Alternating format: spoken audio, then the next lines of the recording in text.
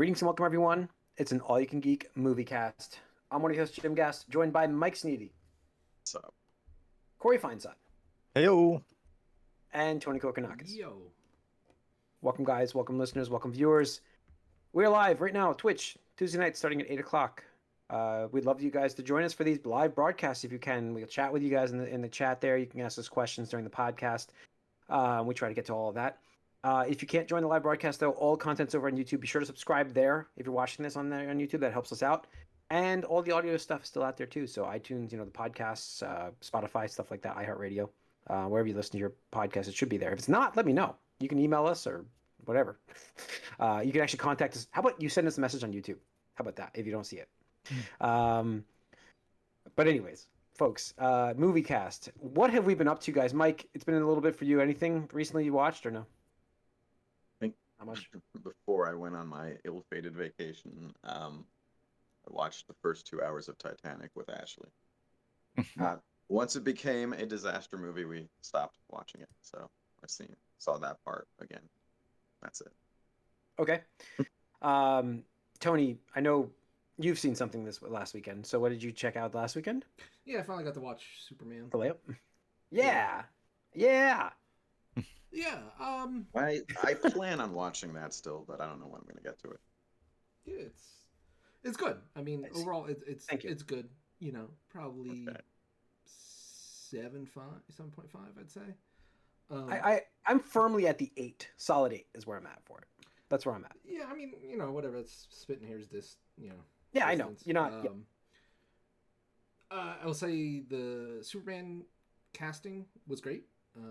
What's his name? Forget his name off the top of my head. David Cornsweet. Yeah, he does a great job. You feel like he's, enjoying the role. He's portraying a Superman that is happy, mostly, Yeah. not super Mostly. depressed man like we got with Snyderverse. I'm just so happy they did not try, they didn't try to do a whole, like, Jesus, like an allergy comparison thing where it's just like, what are we doing here? The supporting cast was mostly good. I'd like to see more of them, but the tough part for me is the movie being like just 2 hours. It felt stuffed for what we got, but then not enough of the things that I personally wanted more of. Because I would have liked to see more of the gang, so to speak. Because the parts that they had were great, but it kind of felt more like foundation level stuff. When we go back to like Iron Man 2 and Black Widow kind of just being there, and War Machine just kind of, being there until the end when he had, the fight sequence. And I get that, right? Because they're rebooting a universe, but it really suffers from that aspect where it's like, this is the kickstart to a new universe. I know we're going to argue about this, Jim, but I did not like the Lex Luthor thing at all. Okay, so let me just absolutely understand what you're saying, because I do understand it. The more you think about it, the more I'm like, okay, I get your view of it. Like, absolutely, it's not as bad as what we got with Snyder. Maybe that's why I brought it up in my brain. But I think he's more menacing than that guy. And I didn't buy that. didn't buy that. But I do understand your gripes because he's quirky. Like, he's got some, he's quirky, right? I don't know if I want quirky. Snyderverse? No, I know what you. When you said it, I was disagreeing with you, but then I thought about it more. I'm like, I understand what he's saying. I think that's what Corey was talking about. When we're used to Lex Luthor, we're used to the animated series Lex Luthor, which is like this suave, smart guy, right? Yeah. Well, I mean, not only that, but like you look at like All-Star Superman, right? And most run, I'm not going to pretend I know a lot of them or anything, but he, for the most part, seems to be a cold, calculating dude that's just suave and charismatic enough to get what he wants, along with being a billionaire, trillionaire, whatever he is these days. And this one, I just felt like he was just sour for no reason. And to Corey's point from last week, without going into the spoiler territory, just the whole time I'm like, okay, well, there's beef here, right? But why? What is the beef? Where's the beef? And you're just kind of wondering that, and he gives it to you at the end, but I'm like, really, dude? Like, that's it? Like, oh, okay, dude, I guess? Question mark. And I think they did a poor job of like building that up to the point where it like felt satisfactory. Like, yeah, we understand you, Lex. Like, I get you now. It Like, what didn't did he really do feel to that way. make him like this? Because we didn't see that part. Or Right. He skipped through it. Yeah, I got you. And that's the part where it's like, okay, like, I know Lex Luthor obviously hates Superman. It's part of his character. You know, it's they're tied together to a large degree, right? In the mythos. So it's I wanted like if we're jumping in, you know, X years, which I'm fine. I don't need a 100% origin story, right? I'm happy that they didn't do it. We didn't see. Yeah, I get what he was doing. You know, them being, but for a character as pivotal as Lex, like it feels like at least give us a flashback for like what was the trigger? What was that first domino, right? Because we're coming in, it's like, bro, he fucking hates Superman, and for the most part, it just felt like they had never interacted first before that first sequence. Like I was like, is this their first face-to-face meeting? Like I don't get it, right? So that was just a gap for me. And again, the other part is just he felt like too like wacky or zany, where it's like I felt like again it's more like Joker or Riddler-ish than Lex Luthor, and that maybe that's just my perception of Lex Luthor, where it's like powerful, cold, calculated, methodical, whereas like this is just like he's like I don't know, it just felt like he was like Elon Musk but in a movie, right? Whereas that's what Corey was trying to say last week, and I think I misunderstood the gripes really, and then you said the same thing, and I'm like, okay, what are these guys talking about? I'm thinking about it, and I'm like, yeah, I could definitely see your guys' point of view where it's just he's too zany. He's too like the Joker's probably a good comparison. The way he acts, it's just kind of a little bit off, and he doesn't need that as a character. Yeah, you know, like that's the thing. I get what you're saying. There was one scene, and I guess it's the trigger for another character, literally a trigger, where I'm just like, oh, like that felt kind of weird, like misplaced for that character. Yeah. Where I'm just like, again, if this is Joker, yeah, sure, that would make sense. But it's like, oh, really, dude? Like, you're just okay, whatever. Yeah. But that's my biggest critique of the movie. The other part too is maybe the Lois Lane relationship thing. I didn't buy so much of it when they're like trying to earn the like, oh yeah, like the hero gets the girl and they're happy and stuff. It just kind of felt like, okay, like sure, go ahead, enjoy yourselves and each other.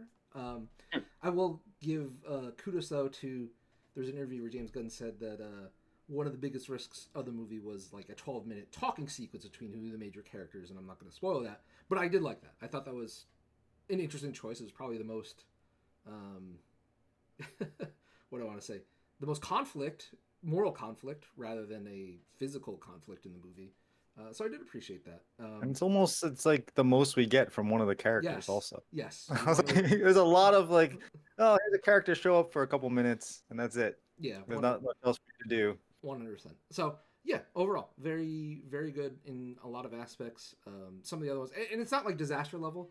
I think, you know, they could still turn it around. I don't know.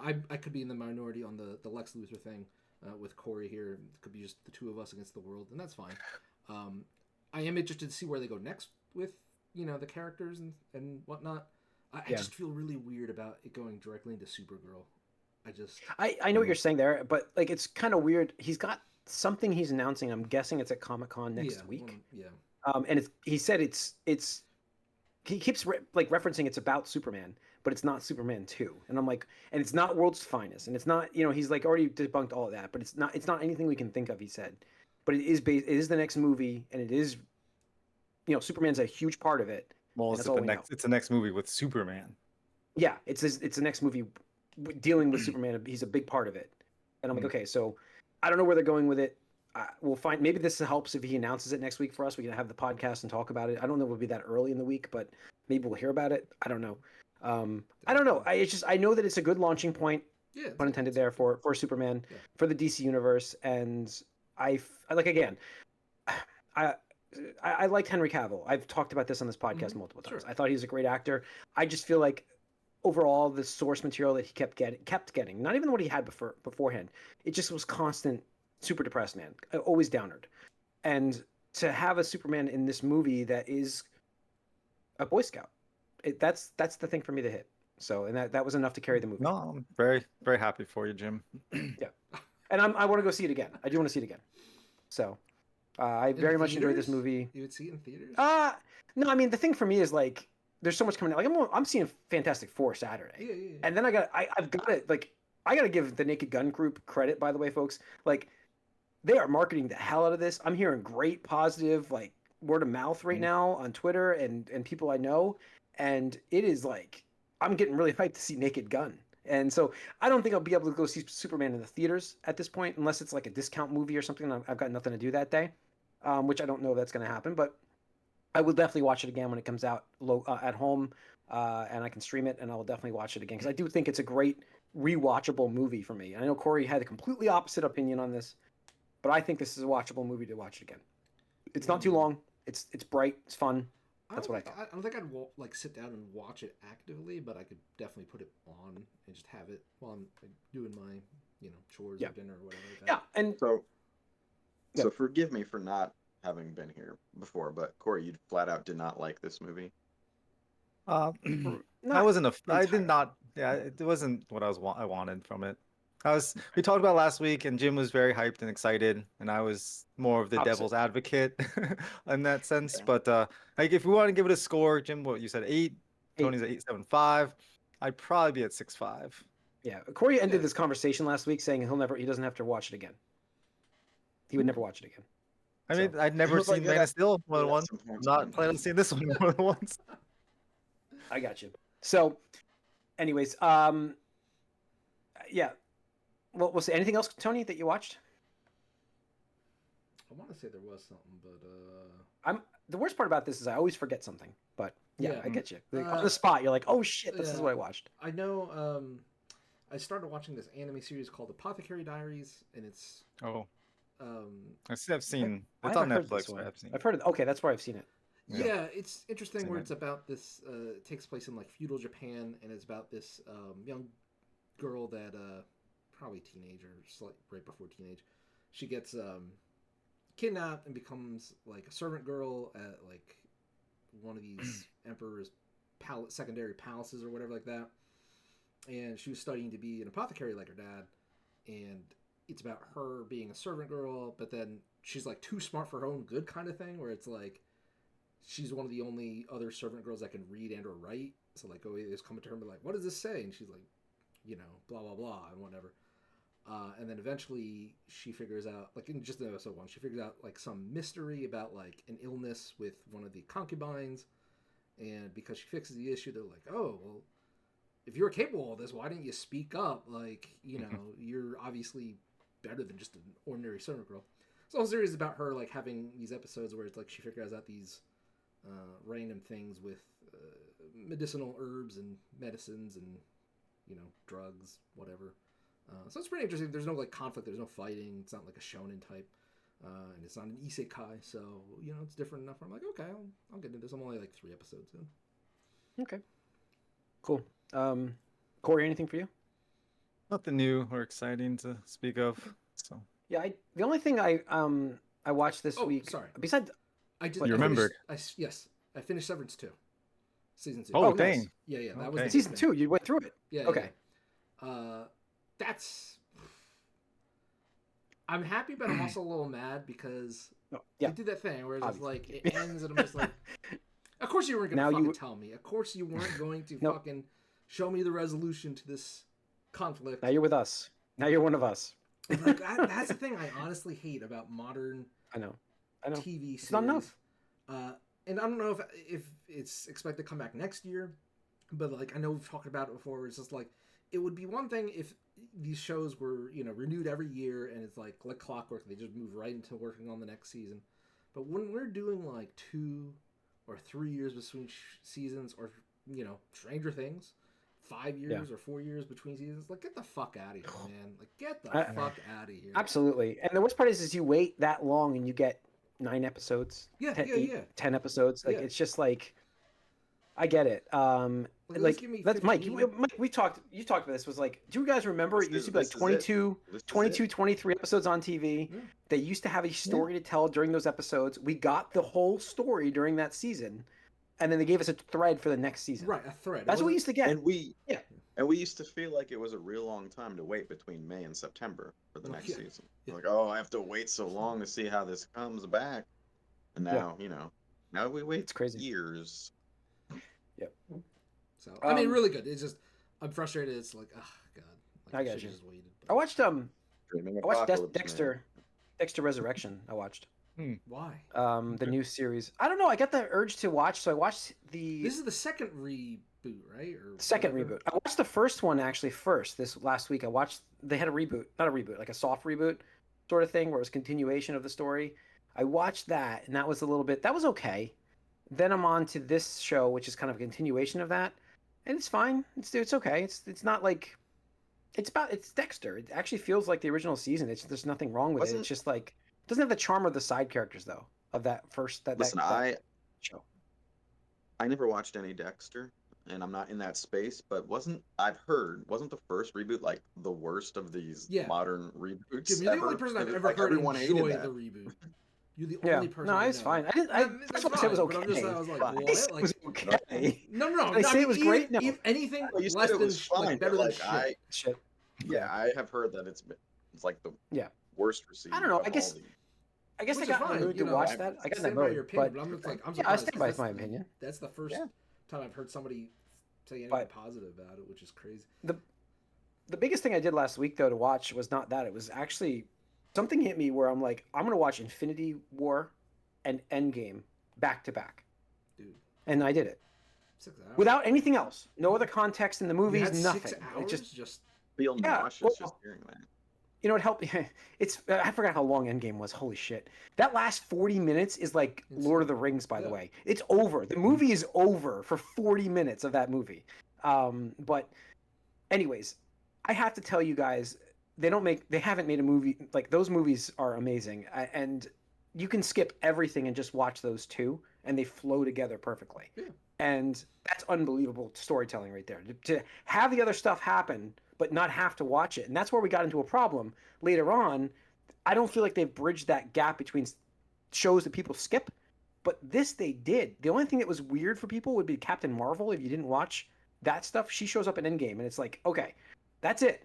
But man, it's still great. I do think that Endgame was too long of a movie watching it a second time, but Infinity War was fantastic. Like, holy crap. Like, that movie was, that was phenomenal work by the Russos.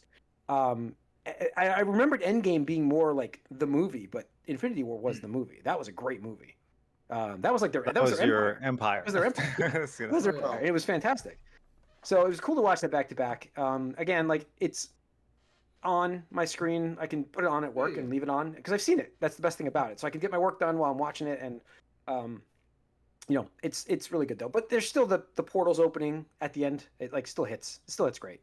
Yeah. The Bay? The thing about Endgame, it's really ending a lot of the plot lines for several of the Avengers and stuff like that. So I get it, right? You have the thing with the Tony and Steve. I could definitely back in time, to the. Yep, I could definitely nitpick the hell out of it now, but it's fine. We can move on after watching this next time. And there's my cat joining us for this podcast. Everybody, that's Oliver. There he goes. Mm-hmm. All right, let's get into some news though, guys. Box office. Superman.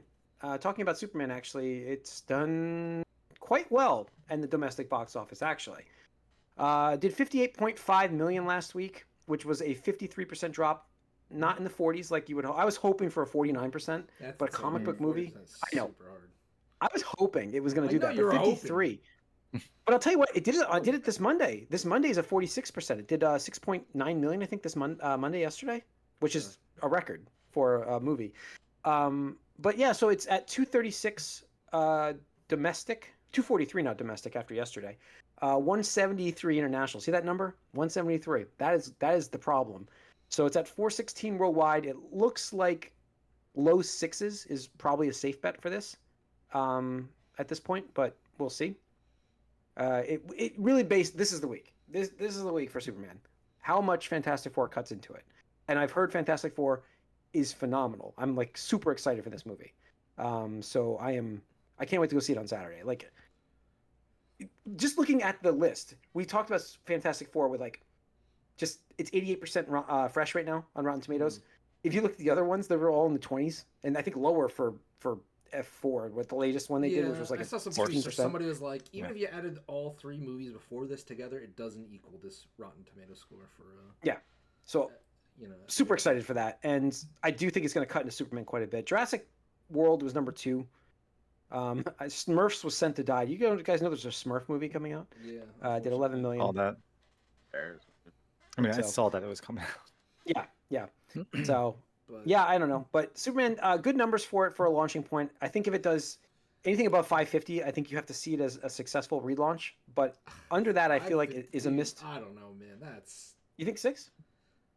Well, international's what's killing them. What did we say back then? Like in the beginning of the year, what were our projections for? Like, I was thinking 750, 800. Was needed. I was thinking 750, 800, and I would have been right if international showed up. But... You would have been right if you were right. I would have been right if reality was different. Should have had international reality stone. Film goers. Yeah. No, I figured. I said they want $1 billion, but realistically, we're looking at the 700 to 800 range for like, hey, this is pretty successful, and we can resoundful, announce the continuity thing. It looks like I'll say 600 to 700 range, depending on legs. That's what it looks like. Which is just a little bit lower than I would expected, but the reality is, whatever, we talked about it to death. That DC is in dire straits, at least for movies. And like I said, I don't know if you guys saw in the news, like I posted there, Jim Gunn even says that he feels that the international hurts a decent non-zero amount because of the state of politics and how the rest of the world is viewing America. And Superman, unfortunately, is very tied to, America. True justice and the American way. And they, apparently they changed that. I didn't know that. Apparently they said a better tomorrow they did change that. Is the thing. Yeah. Which I wish, like, I think they should have leaned into that for the marketing, honestly. No, I'm not even lying. I feel like they should have tapped into that, because I think if they knew the numbers, they probably would have. But yes, they did. It's just shit all over, and it's sad because, we're talking about matching or being in the same range as Man of Steel, which, again, I'm not the biggest fan of, but it did well enough, right? So it'd be like, for a vastly better movie, in my opinion, to only be in that same range, I'm just like, fucking A, man. Like, you guys have a... No, I think they're going to be fortunate to hit 600, 650. That's where, like, that's the depends top on end. This cut. This is the big weekend. Like, how much Fantastic Four cuts into based on what you're saying, Jim, Fantastic Four is fantastic. So... Yeah. Yes. It's going to cut into it. Like, it will cut into it. 100 million opening domestic. We're looking at 120 to 130. I saw 120 to 130 today. Oh, 140 now. Yeah. I saw 120 to 130. So the lower ones. Okay. What was Superman's opening weekend? Like 120 something. 116, 117, was it 125? I don't even know. It was in the low 1-teens to 120s. So it's going to beat that. The Fantastic Four is going to beat that. I think so. Unfortunately, Superman's going to fall off pretty hard, I think, after Fantastic Four. Just because it's 2 weeks since people got to see it. It's been out. Fantastic Four is a new thing. The new name. Let's see. Some of the news to tie in with that is Superman is fueling surge in DC viewership on HBO Max. Superman the movie's up 332%. Man of Steel's up 218%. Super Slash Man, is that like the car? I don't even know what that is. 1.2K%. I don't even know what that means. And Peacemaker's up 91%. So, I'm getting some new surges in viewership on DC for HBO Max. Good for them. Yeah, rebuilding the brand. That's the key. Yeah, unfortunately, it's one of those things where I think we always talk about synergy, and at least with video games and why they make movies based on video games. But there's probably something to be said, and I'd be interested to see if any of these, if either Disney or Warner Brothers talks about like, say you have somebody that like goes and watches Superman, right, in movie theaters, and they're like, you know what, I'm in the mood for other comic books, the back catalog. I don't own it, but I'm gonna subscribe to HBO Max for a month or whatever to watch them, right? Like, what does that count for revenue? Like I would expect them to be able to tell that and have the numbers there and what that is worth to them, but it's different because right back in the day, it was easy to be like, oh, after we released this movie, then people went and bought, I don't know, fucking Green Lantern on DVD. Obviously they didn't, but just pulling another DC property out of my ass like they used to do. But, that was more directly like relatable, where now it's like, I imagine you got to do some fuzzy math or whatnot, but I think it'd be interesting at least if one of them talked about like, oh yeah, like it brought in like, 100,000 new subscribers. Like, well, that's like not a drop in the bucket. It's pretty significant, but yeah, I don't know. Let's see.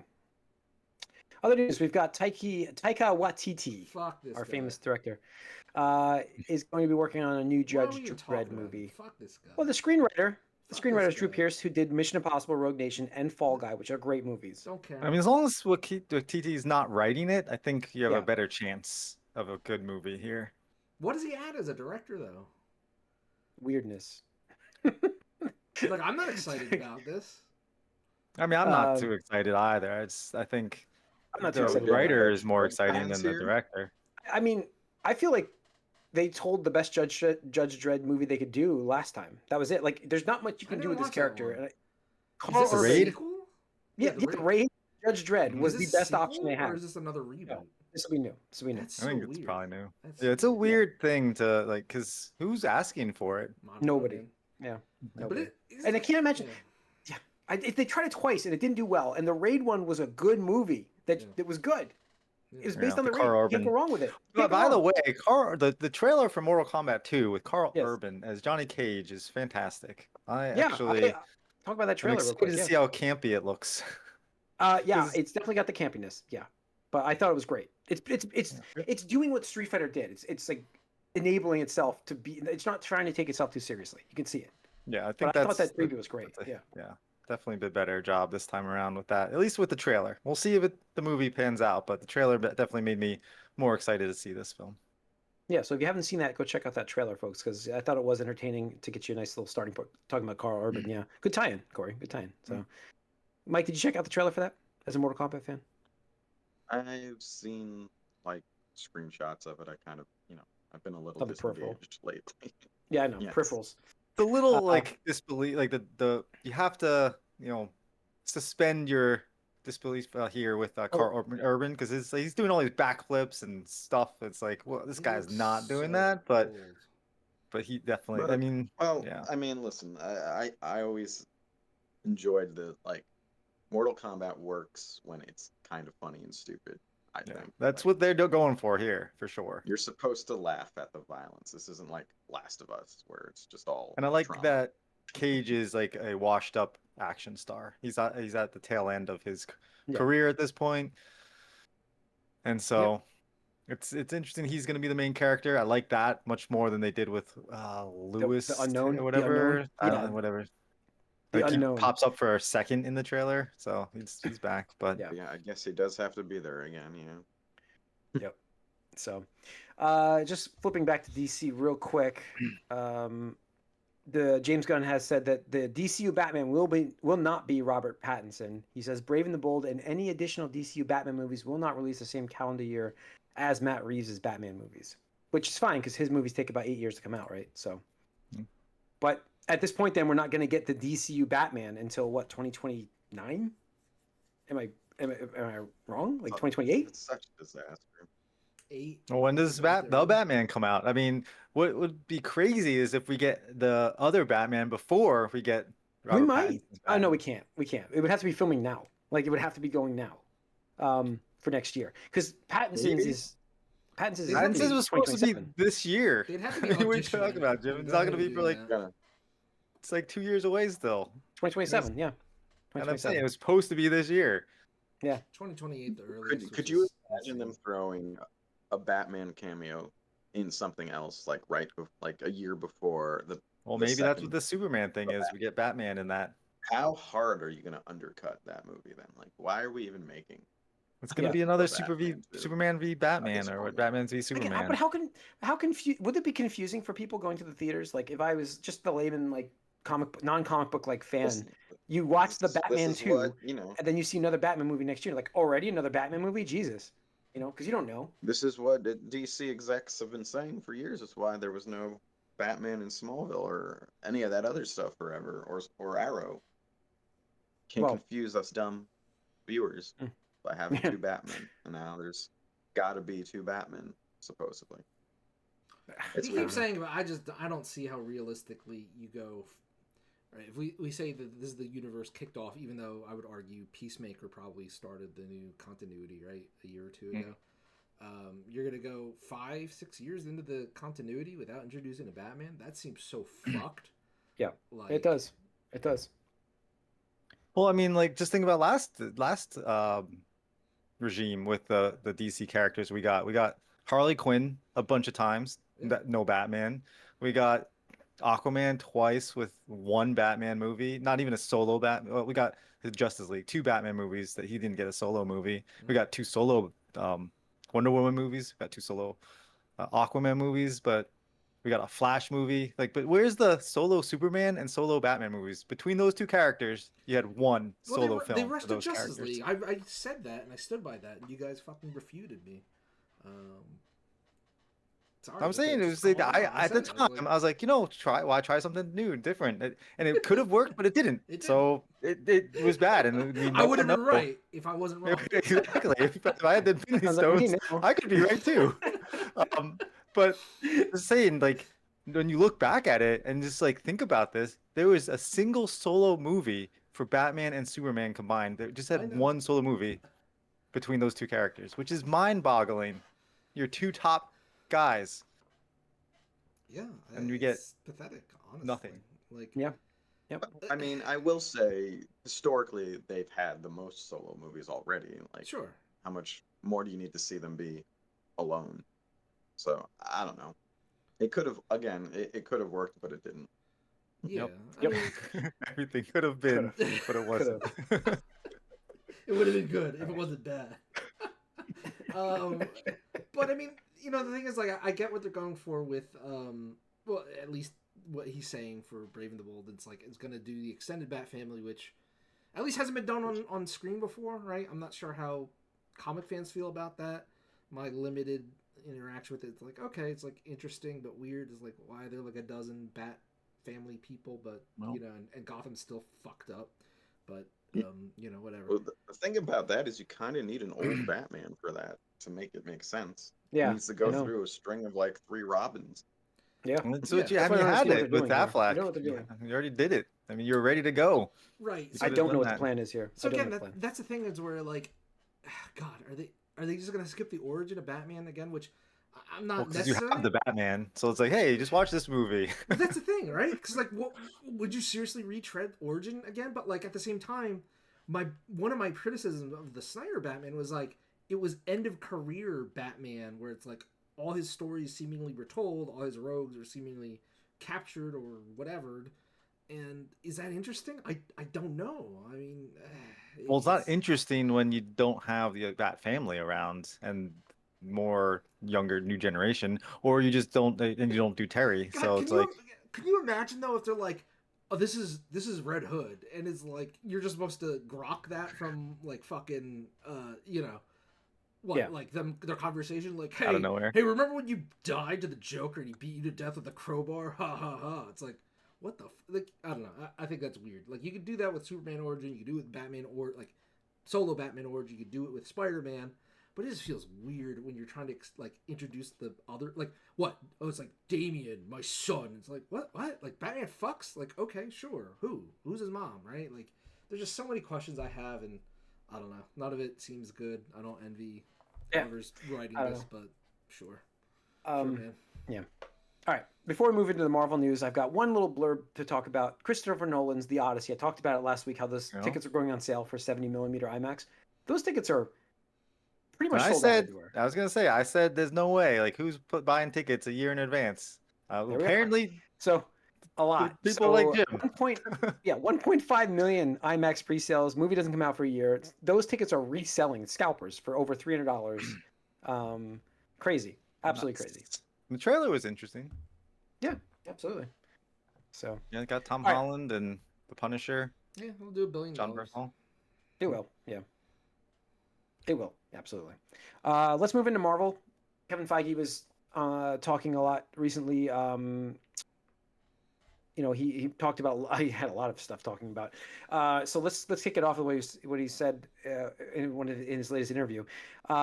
So apparently, Kevin Feige says Marvel Studios can't feature Miles Morales in any MCU film. We've been told to stay away. Is his exact quote. Until there's further, I think. Yeah, there's more. It says until they're done with the Spider-Verse trilogy. Yeah, so we're getting Miles Morales clearly, right? Yeah, they have to. I don't know. They have to. But the thing is, with Spider-Man... We still got delayed. Brand New Day, or what is it? A whole new... Brand New Day is coming, yeah. Brand New Day. It starts filming August 1st. Starts filming August 1st. Yeah, like, I think you need Peter Parker to be at least in the senior year of college, in my opinion, before you have Miles step up, because it's like... I don't know. I feel like if they're too close in age, it feels weird. Again, right? It's like, hey man, I've been Spider-Man for like 3 years, right? Like, and I can give you all these tips. Supposed to be mentoring him. Get the fuck out of here. So, I mean, I guess it makes sense, but also that's something that you could do for phase, I don't know, whatever, fucking 6 or 7 or whatever. And you can have Miles be like, one of the tentpole releases and central characters for, I don't know, new Avengers, young Avengers, whatever the fuck they're going to be calling them. We'll see what they do that, but I mean, well, didn't the Spider-Verse movie just get delayed another year? No, yes, it just got delayed. Yeah, it wasn't another year. I don't think it was a year. It was a couple months. Oh, well, months. I thought it was like the next year though. No, I thought it was moved from early in the year to summer, if I remember right. Oh. So it's just a couple months delay, but it wasn't. It's not bad then. Yeah. Hey, at least they're in the process of making it. Like it's being made. At least it is being made. It's not like the Batman 2. Because even, sorry, I know we're in the Marvel part, but like, James Gunn was even saying like, oh yeah, I read the script, it's great, but we still got to work on it a little bit. I'm like, dude, how the fuck? Like, it's almost August, my dudes. Like, almost August. Like, do you want to film this next year? Do you? Like, how much more time do you need? Oh, anyway, whatever. Yeah. I don't know. So, let's see. Other news that was dropped was that the X-Men are, when they finally get their own movie, it will be directed by Jake Schreier. And the other news we got was they're aiming for a much younger cast for the X-Men group. Much younger. First class style? Yeah, sounds like it. Even earlier, I don't even know. But they director is the director of Thunderbolt. Oh, it's Thunderbolt's director, sorry. Yeah, which is great. I think it makes sense if you make them teenagers, like late teenagers, like high school, like graduation level or something like that. Just because the whole thing with X-Men is they're persecuted for who they are, what they are, and I feel that's pretty applicable for high school. Like I don't know, I feel like one of the parts that we could probably want to talk about, like part of it that I never really bought with the Fox movies is like they didn't really feel persecuted. Is like they're just like okay, like they didn't show the struggles of mutants. Just like humanity hates mutants. Like okay, like. But like none of the characters seemed bothered by it. Like I don't know. Like did any of the X-Men in the first 2 movies really care about it? I don't know. It just seemed weird. I think so. I don't know. Like Rogue was supposed to be the like we get the eyes from the ground from the new recruit experience, but then she fucks off as like oh yeah I want to be cured of my mutantism and it's like what? You remember that? Remember that? I remember that. Yep. Angel cuts off his wings or tries to cut off his wings. Oh, he does. So bad. I don't know, but we are going to get the original X-Men apparently still. They're going to be involved. This is more from Kevin Feige. They're going to be involved. Well, we're getting them in Doomsday, so. Yeah, I mean, actually, they said Secret Wars is really the end of that of those characters. They're going to recast then after the end of Secret Wars. Not only that, but that's also going to reboot the MCU, according to him. He said he dropped that tidbit, which is crazy to drop in this interview. But the Secret Wars is going to which I could see it happening. It's going to reboot the MCU. So we're going to get a new Captain America. Well, we've talked about that a little bit, right? Because that was the original plan. The original plan, like with the Kang Dynasty and Kang the Conqueror being just kind of a weird timey-wimey, whatever bullshit comic stuff. Now it's just Doom, and they have that, right? Yeah. It's Doom plan. Battleworld, right? I imagine that's exactly what it's going to be. I'm sure it will be. And, getting that reboot, it will enable them to bring back a new Captain America that they want. They can bring back anybody, like, at this point. Black Widow, they can do, a lot of stuff. I guarantee that's how they're going to do Black Panther. Probably going to have to do Iron Man, Captain America. You got to have the big 3 there. Yep. So we'll see. That's I mean, way they down do it the in the road. comic books all the time. So That is way down the road. I mean, we So, say it's way down the road, but it's gonna be here much faster than the Batman. 20, yeah, it's true. It's 2027. He's not wrong. It's going to be out after the Batman. The Batman is October 2027. This is December 2027. So, if it doesn't move, which I don't think it will, but yeah. So this whole world reboot is in the end of 2027, essentially. Cool. And then we'll maybe start hearing about more of a solo X-Men film, which would be cool. What else did he say? There was one more piece I thought we had. Or did we cover it all? No, he did mention that Rivals was helping. Yeah, Rivals. Yeah, garner interest. His son. He apparently couldn't get his son into this stuff until his son started playing Marvel Rivals. They started asking about all these characters. Like, imagine being Kevin Feige. It's like you're responsible for like, $20-30 billion, movie, whatever. And it's like your son's like, nah, Dad, superhero. I don't care about what you do. And it's like a fucking video game comes out and he's like, hey, Dad, these characters are actually kind of cool. I'd just be like, fuck you, man. Like, you have something to do with these characters, right? Like, you work with something like that. Yeah, a little bit. Yeah, so, all right. I think that's it for the movie news, guys. So that's going to wrap it up. Cool. Thanks for listening. Once again, we're live on Twitch Tuesday nights at 8 o'clock. Stay tuned for the Gamecast coming up next. If you can't join us live on these podcasts, YouTube's got it all. Be sure to subscribe. We'll see you over on the Gamecast. We are out.